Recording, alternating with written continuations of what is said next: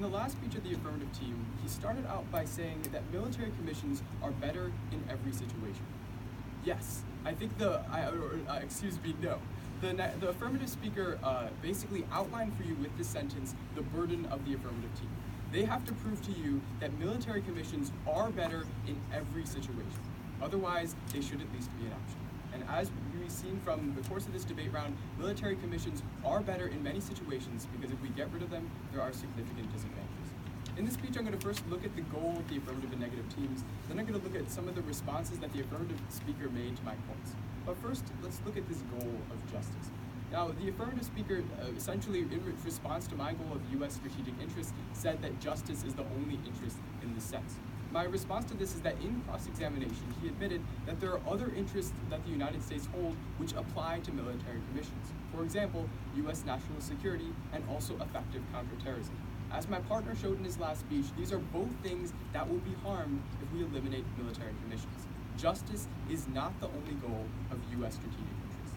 Now let's look at this idea of due punishment. Basically, I basically said that the affirmative speaker did not show that due punishment is actually something that is achieved by military commissions.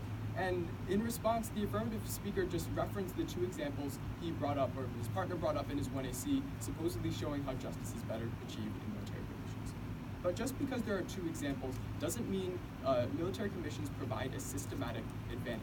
The plural of anecdote is not data. Just because we have two examples doesn't show a systematic fact. And the affirmative team has the burden to prove something is always going to be true in order to prove their case because they have the burden of proof. Also, my next thing that I said was that military commissions should at least be an option. The affirmative speaker replied by saying that we need a reason that they're an option. My response is that the disadvantages show the reason. My partner showed three specific areas where if we eliminate military commissions, there will be significant disadvantages. This shows that there is a reason that military commissions should at least be an option. Now, the next thing I talked about was talking about when it's in the interest of U.S. national security, military commissions are the option according to the U.S. Secretary of State. And basically, he said that U.S. Security is never harmed because federal courts have never been attacked by terrorists. My response to this is, are we going to wait until they do? Are we going to wait until federal courts are attacked by terrorists until we decide that military commissions are actually more secure? I believe that in order to, we do know that military commissions are more secure. And so just because there have never been attacks on federal courts doesn't mean that federal courts are just as secure as military commissions. This is not evidence to the fact that federal courts are just as secure. Now, in response to my talk about military commissions have different evidentiary procedures, the affirmative speaker said that the hearsay evidence that I referenced was actually the same in military commissions and also in federal courts.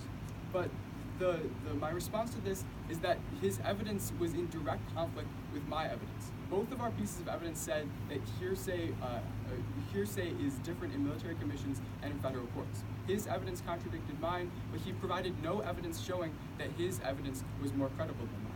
Because of this, the affirmative team fails their burden to show and prove that their case is better than the negative.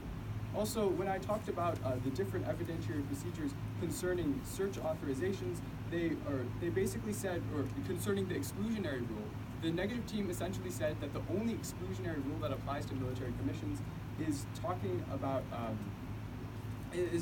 Miranda warnings. But the affirmative speaker brought up no evidence that Miranda warnings are the only evidentiary procedures that are different in military commissions and federal courts. And because the affirmative team speaker didn't bring up any evidence for this, his second subpoint under this, that federal courts contain an exception for Miranda warnings, does not apply, because we don't know if Miranda warnings are the only exclusionary rule that are harmed by, or that are the same in military commissions and federal courts. Now, the next thing that the affirmative team talked about is that there's no advantage to our case. I couldn't disagree more. There are three specific advantages that my partner laid out in his last speech, showing how military commissions are superior. First, sensitive information is protected, going back to disadvantage 1. Second, more information is available, going back to disadvantage 2. There's more information available for justice. And lastly, they are more secure. the civilian or the federal courts are more of a security threat, and military commissions are safer. Because military commissions should at least be an option, we believe that we should not get rid of them. Thank you.